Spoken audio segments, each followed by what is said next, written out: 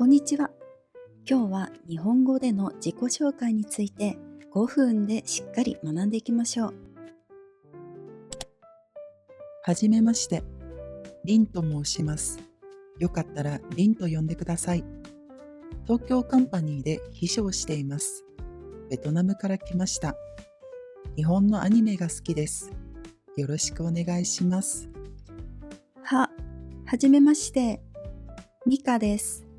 よろしくお願いします。こんな時、気まずいなぁと感じたことはありませんか？自己紹介って何を話せばいいかよくわからないですよね。自己紹介はコツと型さえ覚えれば簡単です。名前、仕事、国、趣味、締めの言葉、この5つの文を使って自己紹介をすれば簡単です。まずはあなたの名前です。これは基本中の基本ですが、少し工夫するだけで印象が大きく変わります。こんにちは、ミカと申します。モウスというのは丁寧な言い方の言うという意味です。もしくはシンプルにミカですだけでも通じます。次にあなたの職業や肩書きを伝えましょう。相手があなたを理解する大切な手がかりになります。ここからは皆さんが使える様々な職業や肩書きをご紹介します。会社員、何々会社の営業担当をしています。コンビニ店員、地元のコンビニでアルバイトをしています。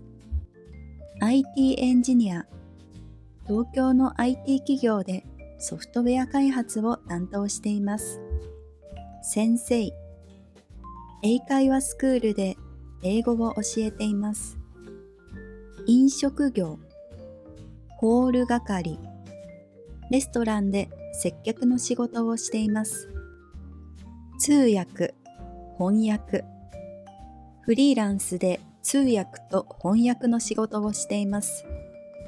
ホテルスタッフ、観光ホテルでフロント業務をしています。大学生、留学生、〇〇大学の経営学部で学んでいます。高校生、〇〇高校の3年生です。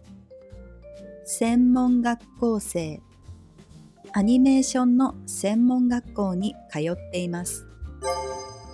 どこから来たかを伝えるのも会話のきっかけになります。ここからはあなたが使えそうな出身を紹介する際の例を見ていきましょう。私はインドネシアから来ました。出身地の簡単な紹介や日本との関係を少し加えるとさらにいいです。タイ出身です。トムヤムクンが有名です。ベトナム出身です。日本の漫画が好きで日本語を勉強しています。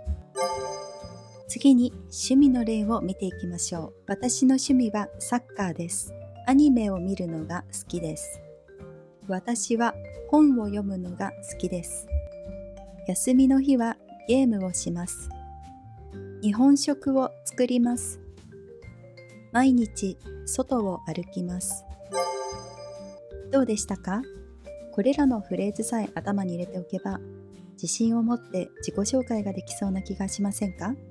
最後に締めの言葉です。良い印象を残しましょう。どうぞよろしくお願いいたします。今日はお会いできて光栄です。またお話しできるのを楽しみにしています。お疲れ様でした。では5つのパートのおさらいです。名前、仕事、国、趣味、締めの言葉。はじめまして、ミカです。ミカと呼んでください。私は英語の先生です。タイから来ました。本を読むのが好きです。よろしくお願いします。ミカさんもしっかり自己紹介できましたね。これであなたも自己紹介をマスターしました。5つのパートを覚えてあなたの魅力を伝えてください。最後まで見ていただきありがとうございました。よければチャンネル登録やコメントをお願いします。それではまたお会いしましょう。